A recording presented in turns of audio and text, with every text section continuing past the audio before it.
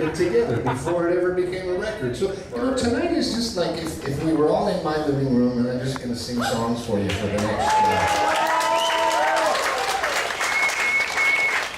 couple of hours or whatever it's going to be. It's just let's all pretend we're in my living room, that I have a very big living room, and that we're all just sitting around having some drinks, and I'm gonna sing some tunes. So that's it. Simple as that. Simple as that. I'll have some more of this Newfoundland vodka.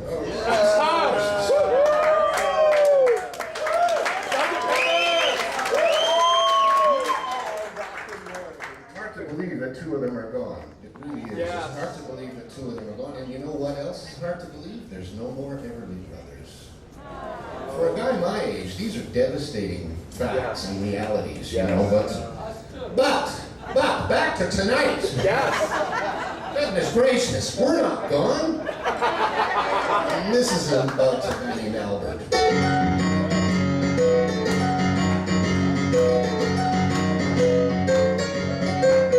There's a workshop owner in the Gulch for the people and offer myself to the world.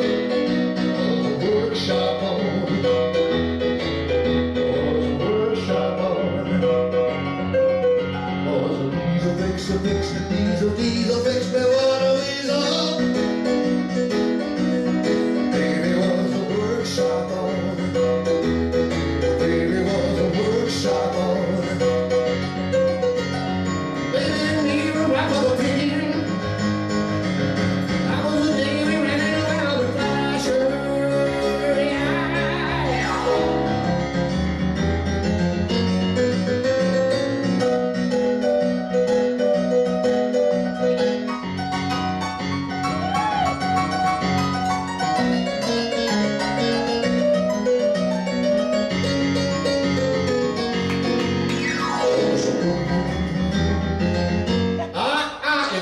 Cold, snowy, rainy afternoon, and we were sitting there. My school. Michael was a moonbeam maker.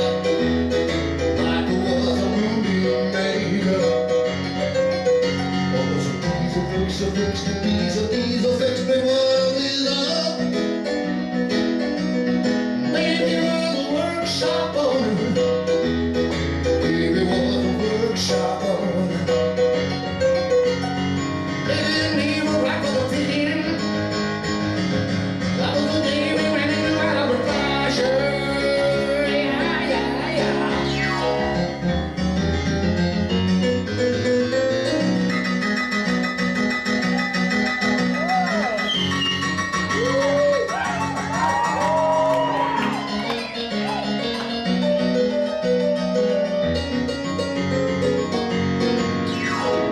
Workshop owner in the Gulch for the people, and I offer myself to the world.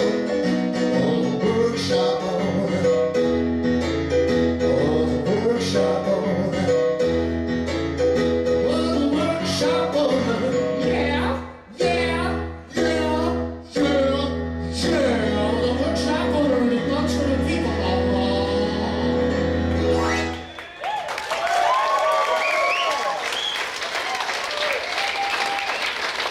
I don't know if any of you were here last night, but when I'm looking at people going by on the street, and sometimes they stop and they go like this, and then my head flies to some other place. Took me 4 tries to sing These Eyes last night. 4 tries. So that little, you got 10-minute version, basically based around the first 2 lines of the song, which I kept screwing up. But I'm going to try and have a minimum of obstacles and mistakes tonight. But my goodness, so when you get to be my age, your concentration is not quite as sharp as it used to be. Now I'm going to do this early in the show tonight. There's something I do most of the time when it's a one-man show. I'm used to playing with a band most of the time, but when these one-man shows, there's one little stupid thing that I like to do. But it only works if you people know who Gordon Lightfoot is. Show me by applause if you know how he sounds. Okay. Okay, well that's enough. That's enough people to know. This only works if you know who we are. I've known Gordon since the 60s. We go back a long, long way. He's a great guy. He almost died a couple years ago. He's back in good health and he's back out on the road, so bless his heart, you know. He's one of my new heroes because he's well into his 70s now and he's still out on the road performing. So I call this, very simply, if Gordon Lightfoot's favorite singer were Rod Stewart.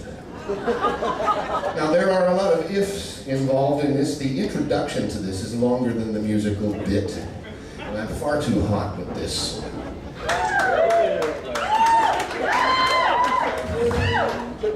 Now you can see John Paul George and Ringo better. So if you were in Toronto, and you happen to be walking past Gordon's huge, ostentatious, pretentious mansion, and if one of the windows were open about this wide, and if Gordon had just been listening to his favorite singer, and if that favorite singer happened to be Rod Stewart, and if Gordon had been immediately inspired and had jumped up and run to a piano or a guitar and started doodling around, and of course, if you passed the window just at that precise moment, and if the stars were aligned correctly. If all these things came to pass, ladies and gentlemen, you might hear something that sounded vaguely like this. If Gordon Lightfoot's favorite singer were Rod Stewart.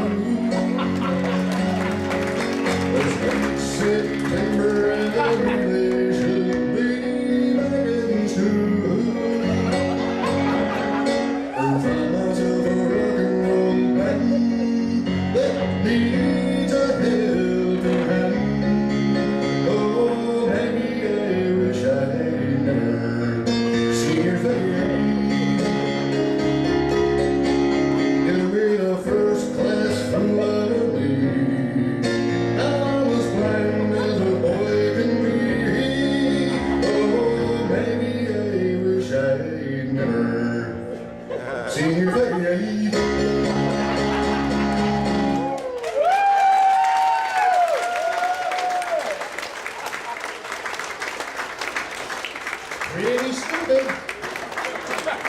Pretty senseless.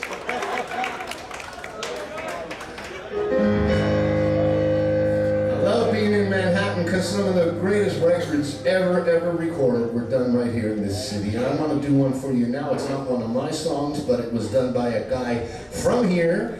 His name was Walden Cassato. He changed that for show business purposes to Bobby Darin. He was an idol of mine. He's still an amazing influence on so many people. He only lived to be 37, but left an astounding legacy of movies and music. An unbelievable entertainer. So I would like to do this in memory of Bobby Darin, and I want to explain this for those of you who have never seen this before or heard this before. This is extremely difficult because I will be doing three-way independence. Left hand doing something completely independent of the right hand, and the vocal will be doing something completely different from both hands. This is extremely difficult. I expect thunderous applause when it's over. In memory of Bobby Darin, this is a song you've all heard. Hope you enjoy this version right now.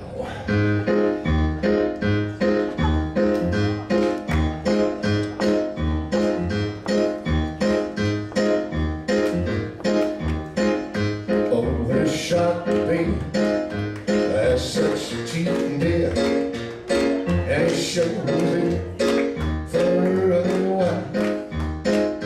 Just a jackknife has no negative, baby, and it keeps it out of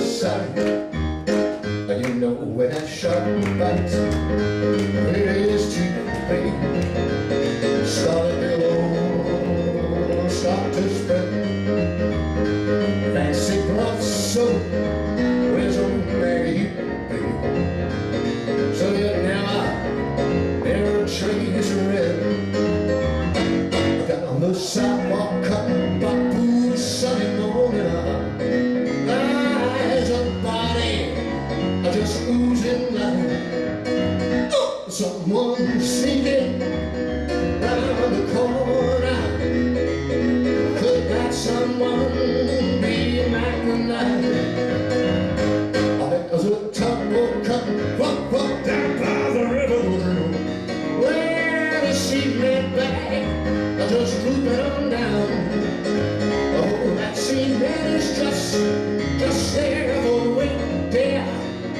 If I will get you 10 old Maggies back in town. I hear about Willie Miller, he disappeared, babe, after drawing out all his hard cash.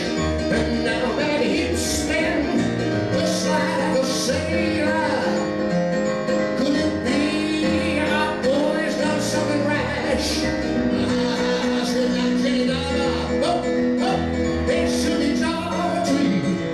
Look out to miss a lot of it.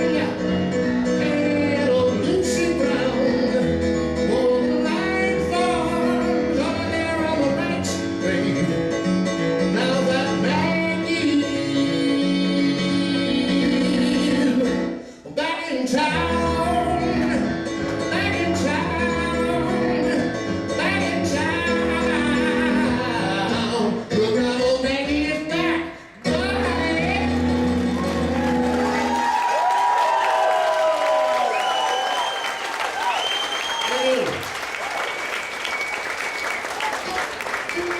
Thank you so much.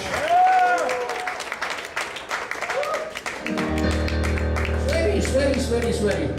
Watch it down here now. You're gonna hit with flying sweat before too long. I have no communicable diseases. You have nothing to worry about. I wanted to tell everybody too, there are no camera Nazis here. If you want to take pictures, take all the pictures you want. You want to record songs and record the whole damn thing on your phone, feel free to do it. Just ask you one thing, don't spoil someone else's view by doing this. But I encourage people to take pictures and record everything in this because, you know, if nobody does that, it means you don't mean anything. The more people record and photograph, the better I feel. So I'll sing you a song. It was the first record that ever came out with my name on it as the artist. And I wrote this after a very tumultuous breakup with a long time girlfriend. We had been together about 9 years, and then she decided that was enough. I can't blame her. I wasn't exactly a moral compass while we were together. So. Anyway, so I wrote this after that, and I had just gotten my first nice big house, you know. This was in the 70s, and let me tell you folks, there's one sight you never want to see, how pathetic. A guy sitting alone in his great big house at 3 in the morning, boo-hoo-hooing all over the piano keys. Just an absolutely lame, pathetic sight. But out of these adverse circumstances often come hit records, and this is one of those songs. Maybe you heard this before, maybe you haven't, but it's been played an awful lot on the radio in this country, and it goes like this.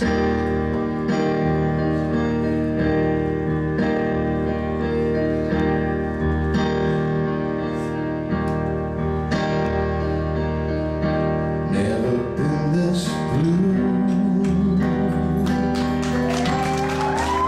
Never knew the meaning of a heartache. But then again, I never lost a love before.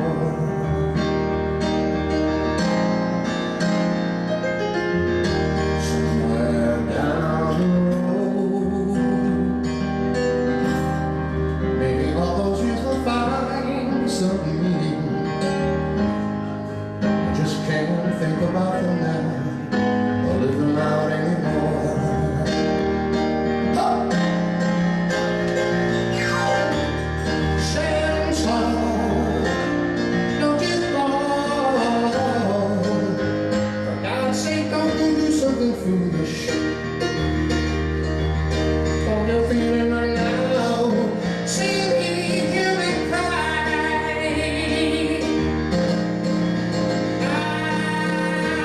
I stand tall.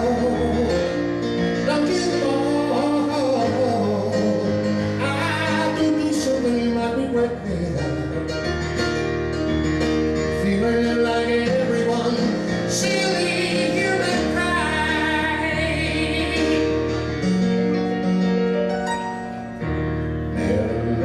So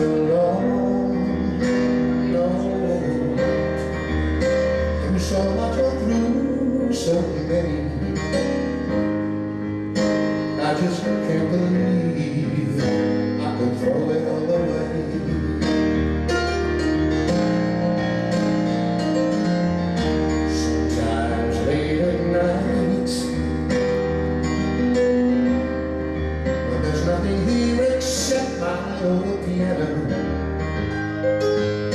almost give my hand to make you sing my way.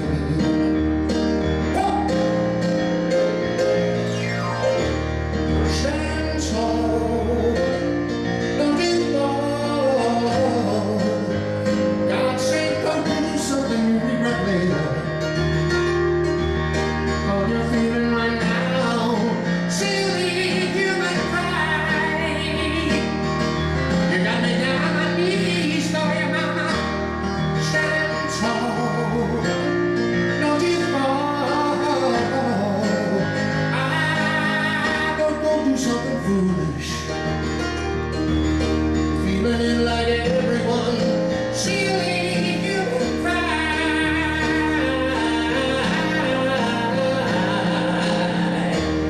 Stand tall, don't give up.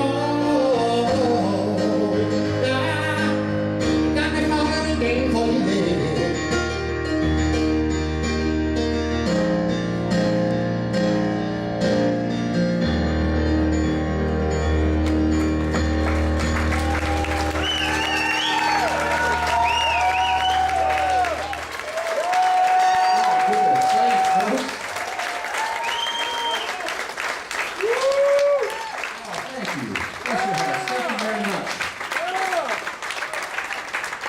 Thanks, folks. Yeah. I want to do another song that's not mine. I don't do this very often. I went to see Elvis once. The real Elvis, not the guy from England that dared to use the name. The real Elvis. I saw Elvis Presley in about 1972 in Las Vegas. I shouldn't be laughing, but it was so strange. There I was. Finally, I was a grown guy in my 20s and I was going to see the king of rock and roll, right? I'm sitting in the audience and he comes out and he opens his show with Snowbird.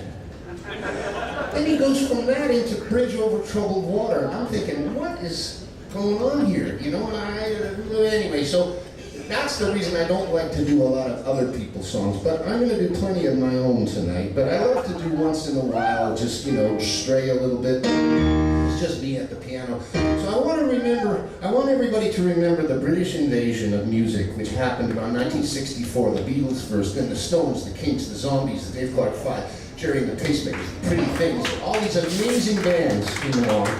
And if you were lucky enough to be in a band already, there were suddenly hundreds of new songs to sing. And one of my favorite groups of all of them was Jerry and the Pacemakers, because I just loved his voice. I thought Jerry's voice was one of the best of all of them. So I'd like to take us all back now to a kinder, gentler world of the mid-60s when really the British groups were ruling the airwaves.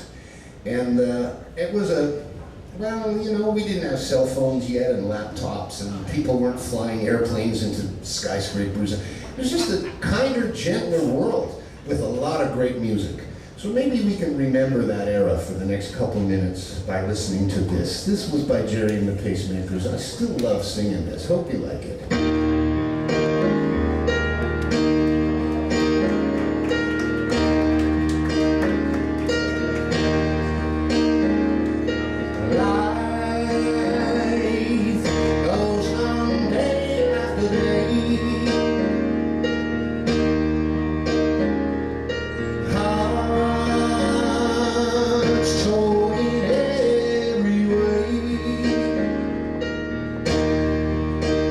So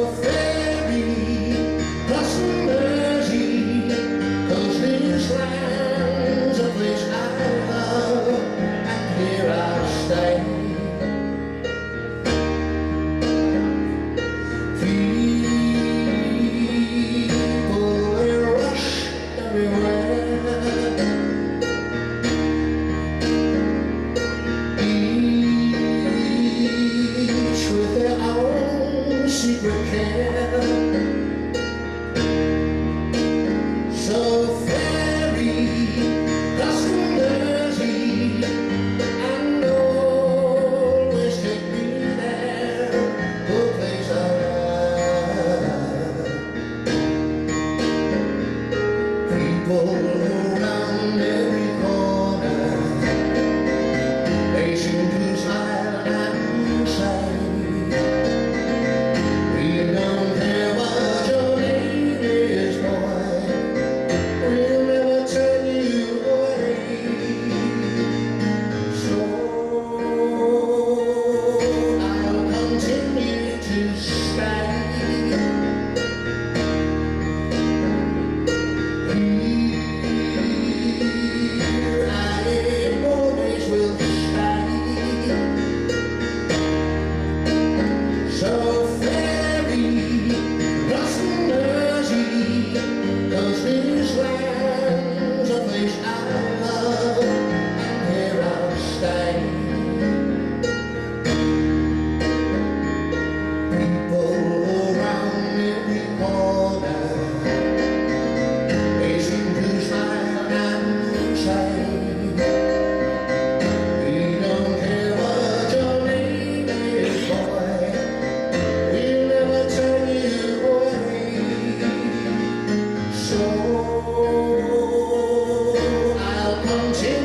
To stay.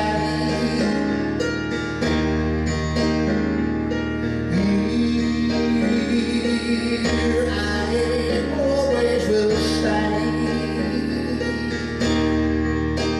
So ferry crossing Jersey and always keep me there, the place I love.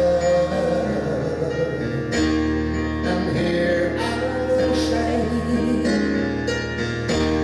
And here I'll stay.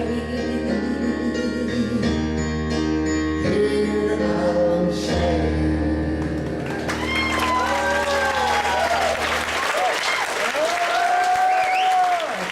Thank you very much.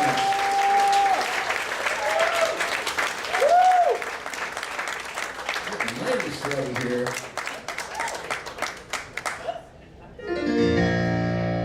I had a dear friend that played in the Guess Who for years, and actually my best friend of all the guys that were ever in the band, because I'm nowhere near friends with any of the others anymore. Kurt Winter. Kurt Winter was a dear, dear friend of mine, and we traveled the whole world together when we were in our early 20s. You know, we were in Australia, New Zealand, Japan, Hawaii about 15 times. We were in every single state, including Alaska. You know, that's a bond that's never going to be broken. And also, once you've done acid with somebody and explode the jungles of Hawaii together, that's a bond that'll never be broken. Kurt and I were dear friends. We wrote a lot of songs together, and it was never work. But he also wrote some great stuff by himself. I want to sing one of them for you now. And this really cries for guitars and drums, but I'm going to do it alone on piano because this is the way, when he taught me the chords that very first day, this is the way it sounded in my little house in Winnipeg. These lyrics are tremendous lyrics. They make more sense now in 2014 than they did way back when Kurt wrote the song. I miss him dearly. He's been gone about 15 years now. It just seems like yesterday, you know, but whenever I sing this, I feel Kurt is hovering. You know, he's probably up there drinking with Jim Morrison. So in memory of Kurt Winter.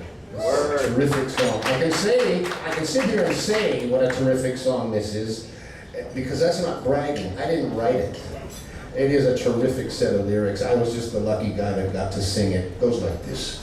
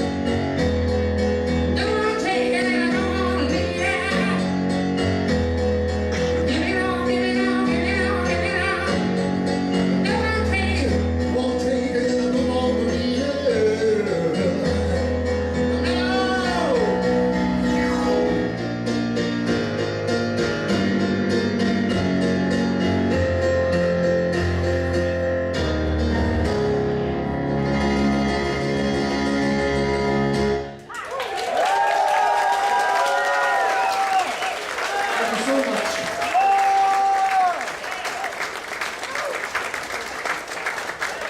Cheers, thank you so much. Very interesting thing. I played here almost exactly a year ago. We did 2 nights here last year, 2013, and a very interesting thing happened. You know, inevitably, even when I'm sitting alone at a piano, somebody's going to start yelling for American Woody, you know? And so it happened last year, and I said to the guy, look, just ponder what you're saying for a minute. Remember the record? It was all guitars and drums, wasn't it? And then he went, oh, yeah, I guess so. So, you know, what am I supposed to do? Sit here and go, da, da, da, da, da.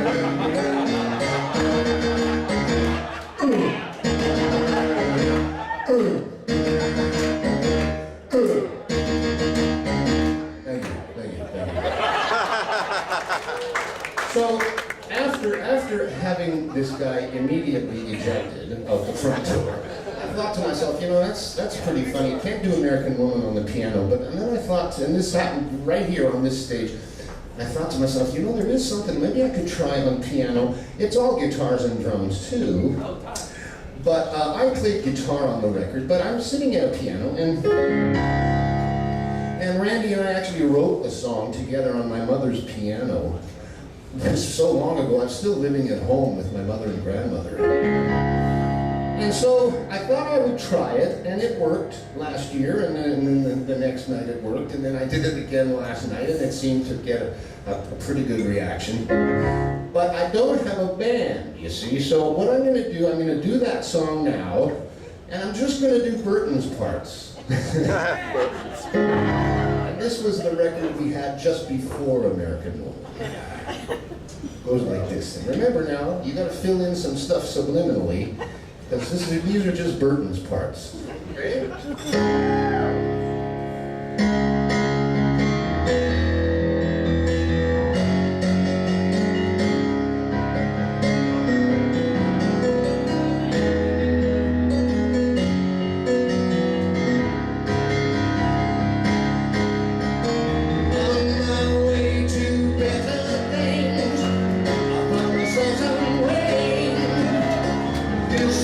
Roads are calling me back.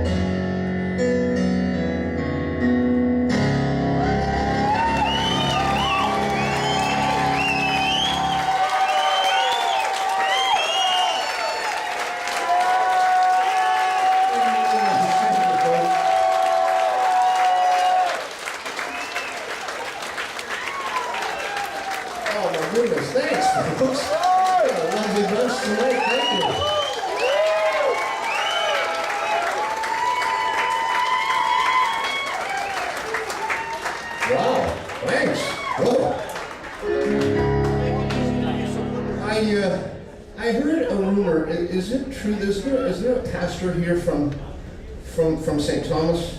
Yes. Is it true? Yes. Over here, over here. Where? Yes, right here. Where am I looking? Over there? Yes. My goodness, I'm incredibly flattered, and I want to do the song that was inspired by the Cathedral of St. Thomas. I lost my mother 2 years ago now. Sorry. And let me tell you something, folks. You think you know how you're going to feel. Those of you who still have either both parents or one parent, take that extra time, make that extra phone call, Yes. spend that extra afternoon, Yes. because you think you know how you're going to feel. See, I never had a father. My father beat the hell out of my mom when I was 6 months old and left. Crawled into the bottom of a whiskey bottle and I never saw him. So my mother was, and having no brothers and sisters and no father, my mother was really my whole world, you know, until I became a bit more of an adult. I still miss her all the time, and it's 2 years already. And every once in a while I'll be on the road somewhere and I'll see something on television and I'll get that knee-jerk reaction to call my mom and say, wow, did you hear that such a... And then I remember she's gone. So I'm just telling you this for your own good, so you're not sorry later. Take that extra time, because wow, you think you know how you're going to feel, and believe me, you don't know how you're going to feel. This was my mother's favorite song that I ever wrote. This was inspired by the beautiful Cathedral of St. Thomas. I was in New York, very close to Christmas time. It was a bitterly cold day. I had blocks and blocks still to go back to my hotel. My hands, I had no gloves, and my hands were freezing, and piano players are always paranoid about, you know, their joints. And so there I was outside this church, and the doors were open, and it was the beautiful Cathedral of St. Thomas, just down the road. I went in to get warm. I was the only human being in there. There wasn't another soul in there. I sat in the pew at the very back of the church and had this overwhelming feeling of a presence there. And I got a little spooked, not spooked in a bad way, just overwhelmed by some type of feeling and presence. And it was an incredible moment. And I rushed back to my hotel and I wrote down some lyrics. And it ended up being a song, and it's been played quite a bit in various places, maybe not here, but certainly up in Canada and a lot of other cities. It was my mother's favorite song I ever wrote. And I'm thrilled that you're here, and I will dedicate this to you tonight, and also to the memory of my mother. And I still like singing this. If you've never heard it, I hope you enjoy it. If you do know it, I hope this is a good performance. This song is called I'm Scared.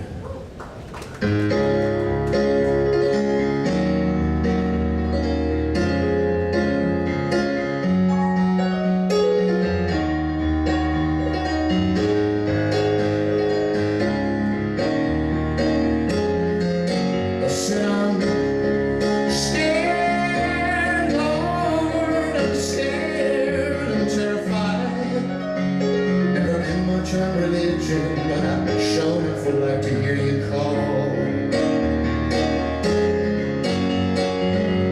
I'm scared, Lordy Lord, I'm shaking, I'm petrified. Never been much on religion, but I sure enough just fell down on my knees. Heard the choir singing